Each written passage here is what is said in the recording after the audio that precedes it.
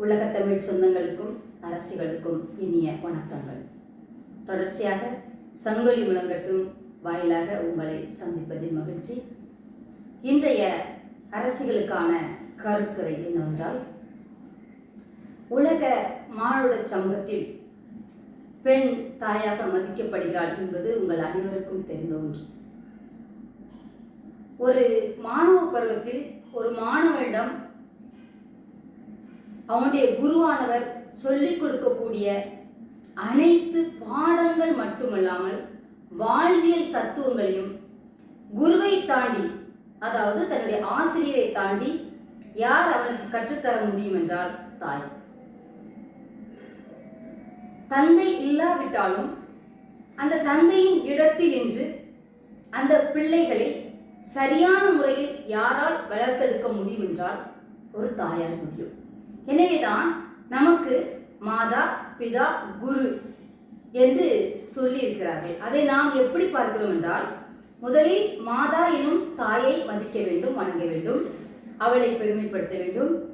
அதன் பின்னும் பிதா என்கின்ற தந்தையை, அப்பாவை மதிக்க வேண்டும், பெருமைப்படுத்த வேண்டும், மகிழ்விக்க வேண்டும். இறுதியாக குரு என்று சொல்லக்கூடிய தன்னுடைய ஆசானின் சொல்லுக்குள் கட்டுப்பட்டு நடக்க வேண்டும் என்று நமக்கு சொல்லி தந்திருக்கிறார்கள். இதற்கு நாம் புரிந்து கொள்ள வேண்டிய விளக்கம் என்னவென்றால், ஒரு தாயாய் இருக்கின்ற பெண், அதாவது அரசியாகப்பட்டவள், தன் குழந்தைகளுக்கு முதலில் தாய் ஸ்தானத்தில் இருந்து, தாயுடைய இடத்தில் இருந்து தன்னுடைய அனைத்து நிலை கடமைகளையும் சரியாக செய்ய வேண்டும்.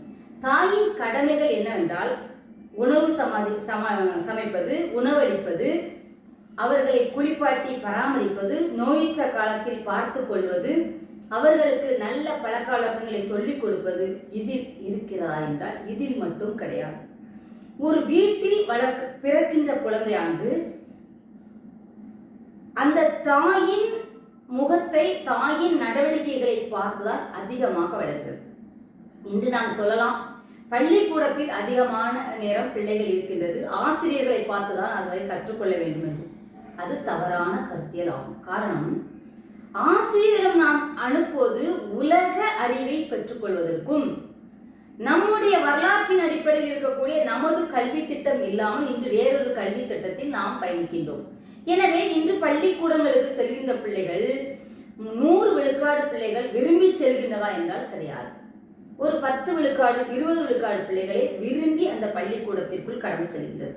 ஆனால் தாயாகப்பட்டவள் அடிப்படையிலே அந்த குழந்தை பிறந்து அது தவழ்ந்து அது எழுந்து அது நடக்கும் காலங்களிலேயே அந்த பிள்ளைக்கு இந்த உளவியல் சார்ந்து குடும்பம், உறவுகள், ஊர்க்குடிமக்கள், சுற்றம், நட்பு, எங்கெங்கு எப்படி இருக்க வேண்டும், எங்கெங்கு எப்படி பயணிக்க வேண்டும் என்பதை அவள் குழந்தை பிறந்த காலத்திலிருந்தே சொல்லிக் கொடுத்து கொண்டே வர வேண்டும், வருகிறாள். காரணம், முதல் வார்த்தையை, அம்மா என்கின்ற வார்த்தையை அவள் தத்தி தவறி சொல்லும் போதே அதை அழகுற தன் நாக்குகளால் சுழட்டி அந்த குழந்தையின் முகத்தை பார்த்து பேச வைக்கின்றவள் தான் தாய்.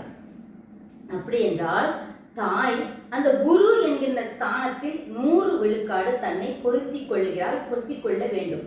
இன்று பொருளாதாரத்தின் பின்னால் ஓடக்கூடிய, தான் எப்படியாவது மாதம் 5000 10,000 பெற்றுவிட வேண்டும் என்று ஓடக்கூடிய இந்த ஓட்டத்தில் பிறக்குகின்ற பிள்ளைகளுக்கு அந்த வாய்ப்பு முற்றிலுமாக பறிக்கப்பட்டு விட்டதா இல்லையா? இது என்னுடைய கேள்வி.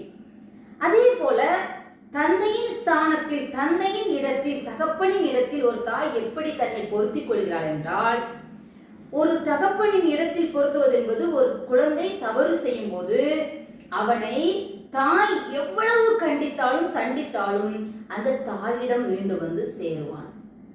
ஆனால் தந்தை கண்டித்தால் தந்தையின் மீது குரோதம் காட்டுவான். இன்று தமிழ் சமூகத்தில் ஒரு வழக்கு இருக்கிறது. நீ சேட்டையா பண்ணுகிறாய், உங்க அப்பா வரட்டும் சொல்லிக் கொடுப்பேன். நான் சொல்வேன், அப்பா என்ன பூச்சாண்டியா, போலீஸ்காரரா? வெளியே சென்று வரக்கூடிய தந்தையின் மீது அதிக ஈடுபாடு பிள்ளைகளுக்கு இருப்பது இல்லை. காரணம், முழு நேரமும் அவனுடைய அரவணைப்பு, அவளுடைய அரவணைப்பு தாயை சார்ந்ததாக இருக்குது. எனவே தாயாகப்பட்டவள் தன் பிள்ளைகளை நல்வழிப்படுத்த கண்டிக்க வேண்டிய இடத்தில் கண்டித்தும் தண்டிக்க வேண்டிய இடத்தில் தண்டித்தும் வளர்த்து எடுப்பாளேயானால் அவன் ஒரு சிறந்த மகனாக, இந்த சமூகத்தின் ஒரு சிறந்த தலைவனாக உருவாவான் என்பது எந்த ஐயப்பாடும் இல்லை. அப்படி என்றால் தாய் இந்த இடத்தில் பிதாவாக மாறி நிற்கின்றார். குரு, அதாவது எவ்வளவு அறிவு பெற்ற பிள்ளைகளாக இருந்தாலும், எவ்வளவு கற்று தேர்ந்திருந்தாலும் 90 விழுக்காடு பிள்ளைகள் தாயின் சொல்லுக்கு கட்டுப்பட்டவர்கள். அது இன்று வரை மாற்ற முடியாத ஒரு விடயமாக இருக்கிறது. அது யார் சொல்லை கேட்காவிட்டாலும் அவன் அவனுடைய அம்மா சொல்லை கேட்பான். அவங்க அம்மாட்ட சொன்னாதான் அவன் கேட்பான், நம்ம சொல்றோம். அதன்படி குரு என்கிற இடம் மிக மிக மிக மிக ஆசானாய் நிற்பது என்பது சாதாரணமானது கிடையாது.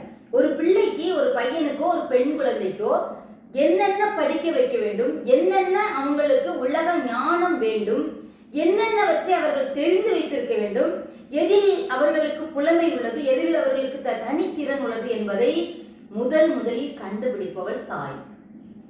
முதலில் முத்தம் கொடுத்தவள் எப்படி தாயோ அதே போல முதலில் ஒரு பிள்ளையின் மனசில் ஓடக்கூடிய, அவன் மன எண்ணத்தில், அவன் உடல் திறனில், அவனுடைய எண்ண ஓட்டத்தில் அவன் என்னவாக நாளைக்கு வருவான், அவன் என்னவாக விரும்புகின்றாள், அவள் எதை சாதிக்க துடிக்கின்றாள், இப்படிப்பட்ட விடயங்களை தெரிந்து கொள்பவள் தாய். அப்படி என்றால் தான் தெரிந்து கொண்ட விடயத்தை தன் குழந்தைகளுக்கு தானே செய்து விட வேண்டும். அந்த பிள்ளைகளை இன்னைக்கு ஒன்றும் இல்லை, இந்த பிள்ளைக்கு தனித்திறன் இருக்கு, அந்த திறனை எப்படி ஊக்குவிப்பது, அந்த திறனில் அவர்களை எப்படி வளர்த்தெடுப்பது, இப்படிப்பட்ட விஷயங்கள் எல்லாம் ஒரு குருவாக நின்று அந்த தாய் செய்ய வேண்டியிருக்கிறது. ஆனால் இன்றைய ஓட்டத்தில் அந்த இடத்தை கூட பிள்ளை என்ன சொல்ல வருகிறது, அவள் என்ன கேட்க வருகிறான் என்பதை கேட்க கூட பொதிமாடுகளாய் மாறி நிற்கின்ற தமிழ் சமூகத்தின் என் அன்பு சகோதரிகளுக்கு, அரசிகளுக்கு நேரமும் இல்லை, மனப்பக்குவமும் இல்லை. காரணம், தொடர் வண்டியை விட வேகமாக ஓடிக்கொண்டிருக்கக்கூடிய அவள் வீட்டிற்குள் வந்து முடங்கியவுடன் தன்னை முதலில் ஆசுவாசப்படுத்திக் கொள்ள விரும்புகிறாள், தன்னை முதலில் தேற்றிக் கொள்ள விரும்புகிறாள். அந்த எரிச்சல், அந்த சங்கடம், அந்த மனச்சோர்வு, அந்த உடல் சோர்வு அந்த குடும்பத்தை அழுத்துகிறதா இல்லையா? இது என்னுடைய கேள்வியா இருக்கிறது. நீங்கள் கேட்கலாம், என்ன குயில்நாச்சியார் பிற்போக்குவாதம் பேசுகிறார் என்று. இல்லை, நீங்கள் இதுவரை கட்டமைத்து வைத்த முற்போக்குவாதம் என்பது எங்களை முழுக்க பொதிமாடுகளாய் மாற்றியது மட்டும்தான் உண்மை. எங்களை முழுக்க பொதிமாடுகளாய் மாற்றி எங்கள் மூளைக்கு நீ பொருளீட்டக்கூடிய ஒருவள், உன்னால் பொருளாதாரத்தை உற்பத்தி செய்ய முடியும், உன்னால் சொந்த காலில் நிற்க முடியும் என்று மொத்த குடும்ப கட்டமைப்பும் வீழ்ந்து போகும் இடத்திற்கு எங்களை கடத்தி சென்றதுதான் முற்போக்கு எண்ணம் கொண்டவர்களுடைய வெளிப்பாடு. நீங்கள் சொல்லலாம், பெண்கள் அடிமைகள். நாங்கள் தமிழ் சமூகத்தில் பெண்ணிய அடிமைத்தனம் ஆரியர் வருகைக்கு பின்பு கொஞ்சம் வெளிப்பட்டது. சேர நாட்டில் நம்பூதிரிகள் ஆளுமைக்கு பின்பு பெண்கள் அடிமையாக்கப்பட்டார்.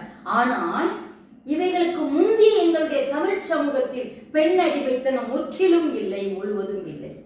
அதனால் நாங்கள் என்ன சொல்லுகிறோம், நாங்கள் அடிமைகளாய் இல்லாமல் நாங்கள் ஆளுமைகளாய் நின்ற அந்த இடத்திற்கு நாங்கள் நகர்ந்து சென்றால் மட்டுமே இந்த சமூகத்தின் விடுதலையை நிர்ணயிக்க முடியும். இந்த சமூகம் உலக சமூகத்தின் முதல் சமூகம் என்பது உண்மையானால் உலக வரலாற்றில் தமிழர்கள் தங்களுக்கென்று ஒரு இடத்தை பதிய வைக்க வேண்டும் என்றால், தங்களை மிக முக்கியமானவர்களாக காட்டிக்கொள்ள, வெளிப்படுத்திக் கொள்ள வேண்டும் என்றால், இந்த சமூகத்தின் ஆணி வேராய் நிற்கின்ற, ஆதி கொற்றவையாய் நிற்கின்ற பெண் எனும் பேராளுமை அரசிகள் முதலில் தங்களுடைய ஆளுமை திறனையும் அறிவுத்திறனையும் தங்களுடைய நிர்வாகத்திறனையும் தெரிந்து கொள்ள வேண்டும். இதை யாரும் நீங்கள் அவர்களுக்கு கற்றுக் கொடுக்க வேண்டாம்.